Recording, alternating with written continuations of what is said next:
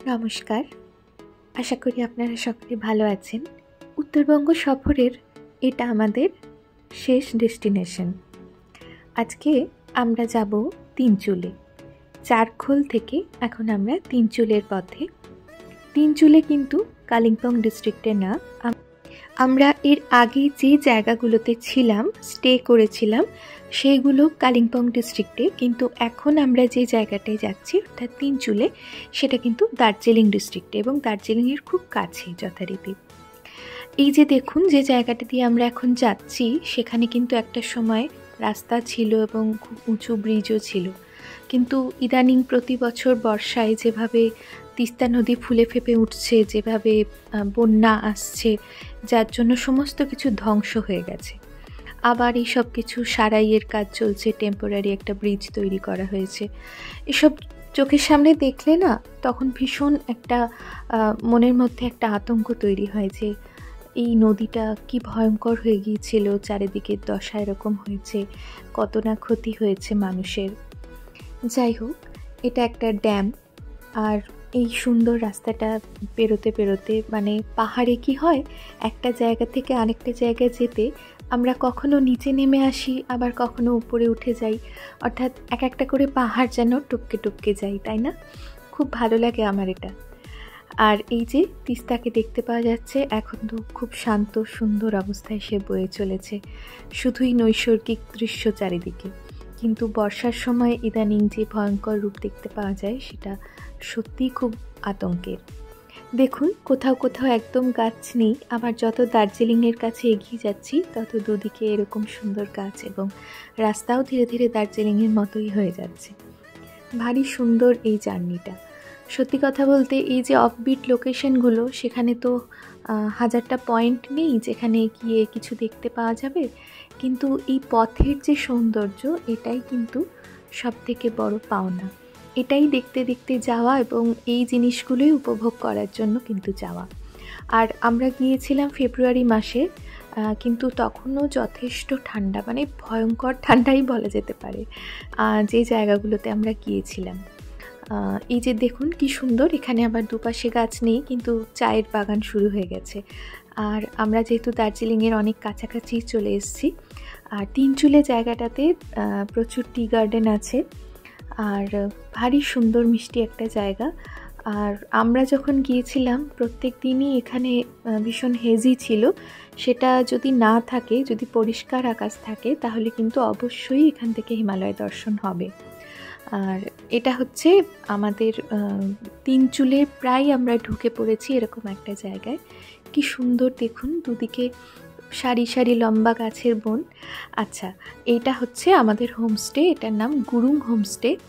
জানি না সত্যি কি মিথ্যে, তবে ওখানেও শুনলাম এখানে নাকি অঞ্জন দত্ত এসে থাকেন বা থাকতেন, বহুবার নাকি এসেছেন উনি, এখানে থেকেছেন।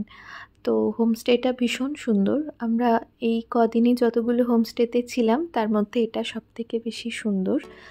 আর এই হোমস্টের আরও অনেক কিছু গুরুত্ব রয়েছে, সেটা পরে বলবো। এখন রুমটা দেখেই বুঝতে পারছেন খুব সুন্দর, পুরোপুরি কাঠের। আর এই যে এখানে একটা ছোট্ট বারান্দা আছে যেটা থেকে পাহাড় দেখা যায়, এবং আকাশ পরিষ্কার থাকলে হয়তো এখান থেকে হিমালয়ও দেখতে পাওয়া যেত, কিন্তু যাই হোক সেটা এখন হচ্ছে না। কিন্তু হোমস্টেটা খুব সুন্দর, পরিষ্কার পরিচ্ছন্ন, খাওয়া দাওয়াও খুব ভালো, ভারী সুন্দর জায়গাটা।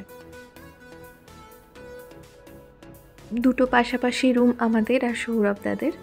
আর এই পাশেই একটুখানি হেঁটে গেলেই গুরুং হোমস্টে থেকে এরকম একটা স্তূপা রয়েছে। তো আমরা এসেই প্রথমে ওইখানে একটু হাঁটাচলা করে এসে খেতে চলে এসেছি। দেখুন এখানেও কি সুন্দর কাঁসার থালায় খেতে দেওয়া হয়েছে। ডাইনিং রুমটাও বেশ ছিমছাম, পরিষ্কার পরিচ্ছন্ন, একটু অন্যরকম একটা ভাইব আছে এখানে। তো আমরা ভীষণ ক্ষুধার্ত ছিলাম, এবং তারপরেই আমাদের পাতে এত সুন্দর সুন্দর খাবার। দেখুন, একটা স্যালাড, ডিমের কারি, ডাল, গোবিন্দভোগ চালের ভাত, একটা ভাজি, ঘি, এইসব। আর আরেকটা জিনিস হচ্ছে, সন্ধেবেলায় ঘুম ভাঙলো এই খাওয়া দাওয়ার পরে গান শুনে।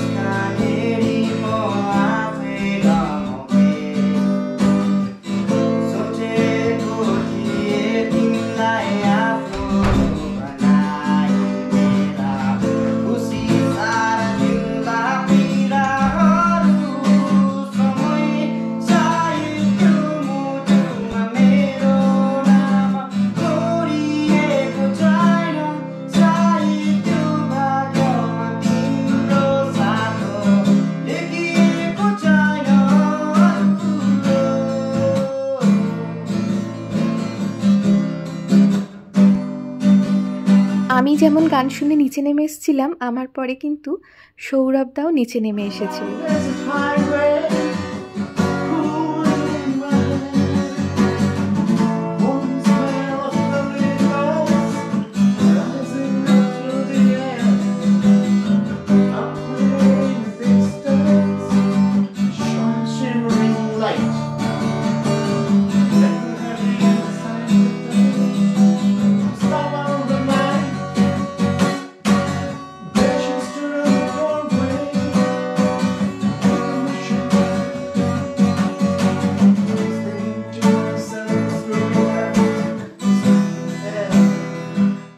আমি জানি সচরাচর এরকম ট্রাভেল ব্লগে গান এতক্ষণ ধরে শোনার হয়তো সবার ইচ্ছে নাও থাকতে পারে, কিন্তু আমার আসলে এই মুহূর্তগুলো খুব দামি মনে হয়েছিল, তাই আমি সেগুলো ওরমভাবেই ধরে রেখেছি আর কি।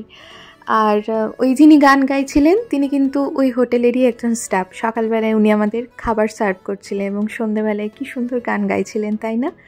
সারা জীবন আমি ওনাকে এইভাবে মনে রাখতে চাই, তাই জন্য আমি গানটাও রেখেছি। যারা তিনচুলে যাবেন তারা কিন্তু এই আশেপাশের টি গার্ডেনগুলো হেঁটে হেঁটেই ঘুরতে পারবেন, সেখানে ছবি তুলতে পারবেন, কিছুক্ষণ সময় কাটাতে পারবেন, খুব ভালো লাগে সেখানে। যাই হোক, এবার ফেরার পালা। দার্জিলিং থেকে যেমন শিলিগুড়ি আসতে সময় লাগে, মোটামুটি সেই রকমই সময় লাগে। এরকম সুন্দর চা বাগানের পাশ দিয়ে আমরা ফিরে এলাম এবং অসাধারণ একটা উত্তরবঙ্গ সফর পেরিয়ে আমরা ফিরে চলে এলাম কলকাতায় নিজেদের বাসস্থানে। আর এই রাতের আকাশ থেকে কি সুন্দর লাগে না দেখতে, নিচে যেন অদ্ভুত হিরে মানিক দিয়ে সাজানো একটা কল্পনার জগৎ, একটা রূপকথার জগৎ মনে হয়, তাই না? আমার তো ভীষণ ভালো লাগে, আর সেটা যদি হয় নিজের শহর তাহলে তো কোনো কথাই নেই। যাই হোক, আমাদের উত্তরবঙ্গ সফরে বেশ কিছু অফবিট লোকেশনের হদিস দেওয়া হলো। আপনারা দেখবেন, যদি ভালো লাগে তাহলে নিশ্চয়ই আমার চ্যানেলটিকে সাবস্ক্রাইব করবেন, লাইক তো করতেই পারেন, আর যদি আপনাদের কিছু জানার থাকে বা কিছু সাজেশন থাকে সেটাও নিশ্চয়ই বলবেন। নমস্কার।